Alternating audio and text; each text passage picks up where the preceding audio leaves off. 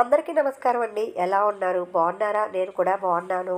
ఇంకా మనం ఈ వీడియోలో శ్రావణ మాసంలో వచ్చే వరలక్ష్మి వ్రతం రోజు ఎలా పూజ చేసుకోవాలి, దానికి కావాల్సిన సామాన్లు ఏంటి, వస్తువులు ఏంటి, ఏవేవి తెచ్చుకోవాలి అనేవి మొత్తం చూద్దాము. అలాగే వరలక్ష్మి వ్రత సామాగ్రి ముఖ్యంగా ఏవి కావాలి, అసలు పూజ మొత్తం నుంచి స్టార్టింగ్ నుంచి ఎండింగ్ వరకు ఏమేమి కావాలి ప్రతి ఒక్కటి కూడా చూద్దాము.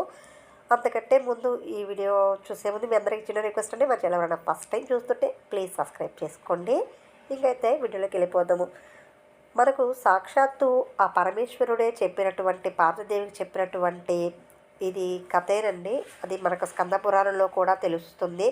ఈ విధంగా పార్వతీదేవి ఆచరించిన విధానమే మనము ఆచరిస్తున్నాం కాబట్టి ఈ వ్రతానికి అంత విశిష్టత ఉంది. కాబట్టి ప్రతి ఒక్కరు కూడా ఆ వరమహాలక్ష్మిని పూజించి వరాలనేవి కలిగించుకుంటున్నారు. కాబట్టి ప్రతి ఒక్కరు కూడా ఆ వరలక్ష్మిని పూజిస్తే సాక్షాత్తు ఆ శ్రీ మహాలక్ష్మి మన ఇంట్లో కొలువై ఉంటుంది. కాబట్టి ప్రతి ఒక్కరు కూడా తమకున్న వాటిల్లో తమ స్తోమతకి తగ్గట్టు వారి ఇళ్లలో ఈ పూజ చేస్తూ వస్తూ ఉంటారు. ఈ పూజ చేయడం వల్ల సకల సిరి సంపదలు, సౌభాగ్యం ప్రతి ఒక్కటి కూడా ఉంటుంది. కాబట్టి ప్రతి ఒక్క స్త్రీ ఈ పూజని ఆచరించవచ్చు. సుమంగళి స్త్రీ ప్రతి ఒక్కరు కూడా ఈ పూజ విధాన్ని ఆచరించవచ్చు. ఇది ప్రతి ఒక్కరు చేసుకోవాలా, ఆచారం ఉండాలా, ఉండకూడదా అనే డౌట్లు చాలామందికి కూడా ఉంటాయి. అలాంటి డౌట్లు ఏమీ వద్దండి. ఈ పూజని ఎవరైనా చేసుకోవచ్చు. వ్రతాలు మాకు అలవాటు లేదు అనుకుంటే వ్రతంగా కాకుండా పూజగా కూడా దీన్ని ఆచరించి చేసుకోవచ్చు.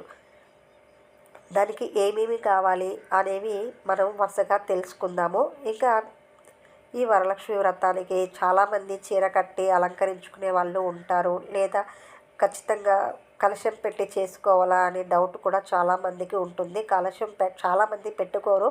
అలా పెట్టుకొని వాళ్ళు ఫోటోని లేదా విగ్రహాన్ని పూజించి చేసుకోవచ్చు. కలశం పెట్టాల్సిన అవసరం లేదు. పెట్టని వాళ్ళైతే పెట్టే వాళ్ళైతే పెట్టుకోవచ్చు. ఇంకా మనకు పూజ సామాగ్రిలతో చూద్దాము. ముందుగా శుభానికి చిహ్నంగా పసుపుతో ప్రారంభించాము.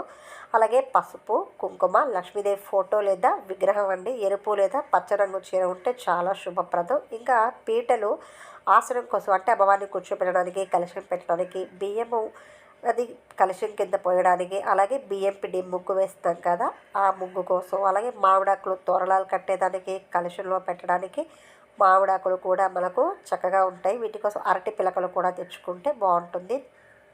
ఇంకా కొబ్బరికాయలు కలశంలో పెట్టడానికి, విఘ్నేశ్వరుడికి, లక్ష్మీదేవికి కొట్టడానికి 3 కొబ్బరికాయలు, పూలు, పండ్లు 5 రకాలు, దొరక్కపోతే ఒకటి మన స్తోమతకు తగ్గట్టు పెట్టుకోవచ్చు. ఇంకా దీపపు కుందెలు, అలాగే చెంబు, రాగి చెంబు లేదా వెండి చెంబు కలశం పెట్టడానికి, అమ్మవారి దగ్గర నీళ్ళు పెట్టడానికి, జాకెట్ ముక్కలు, చీర అమ్మవారికి మనం వాయినం ఇస్తాం కాబట్టి చీర పెట్టలేని వాళ్ళు కనీసం జాకెట్ ముక్కలైనా పెట్టుకుంటే సరిపోతుంది. మనం ఎవరికన్నా తాంబూలం ఇస్తాం కాబట్టి అది మన 5 మందా ఎంతమంది అనేది లెక్కపట్టి తెచ్చుకోండి. తర్వాత వచ్చేసి గాజులు ఒక్కళ్ళకి అర డజను, అది మీ స్తోమతని బట్టి ఇవ్వచ్చు. కనీసం 4 అయినా ఉండేటట్టు చూసుకోండి.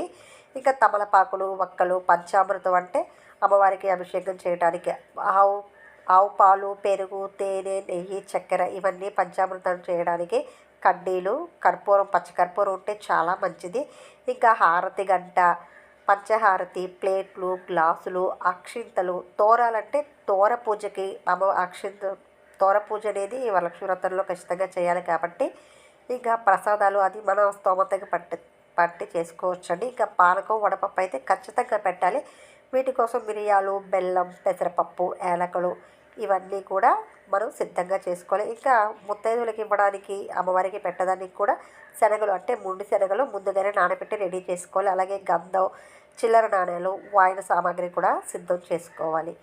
ఇంకా ఎర్రనీళ్ళు అమ్మవారికి దిష్టి తీయడానికి, అలాగే పచ్చకర్పూరం, సాంబ్రాణి ఇంట్లో ధూపం వేయడానికి ఇవన్నీ చేసుకొని కూడా చాలాసార్లు అగ్గిపెట్టి తెచ్చుకోవడం మర్చిపోతారు. కాబట్టి అగ్గిపెట్టి కూడా మీకు మరొకసారి గుర్తు చేస్తున్నాను. ఇవన్నీ ఉన్నాయో లేదో చూసుకొని ఇంకా మీ అలంకరణ కోసం అంటే మీ అలంకరణ కోసం మరియు అమ్మవారి దగ్గర అలంకరణ కోసం అది మీ ఇష్టం అండి. మీ ఓపిక తిరిగిన బట్టి మీరు ఏ విధంగా తయారు చేసుకోవచ్చు. ఇంకా పూల విషయానికి వస్తే కుదిరితే ఆ రోజు తామర పుష్పాలు ఆ శ్రీ మహాలక్ష్మికి సమర్పించిన, అలాగే తామర వత్తులు దొరికితే కూడా ఈసారి అమ్మవారికి తప్పకుండా సమర్పించండి. ఈ విధంగా ప్రతి ఒక్కళ్ళు కూడా చక్కగా ఆ వరమహాలక్ష్మిని పూజించి మీ ఇంట్లో కూడా వరాలు కురవాలని మనస్ఫూర్తిగా కోరుకుంటున్నాను.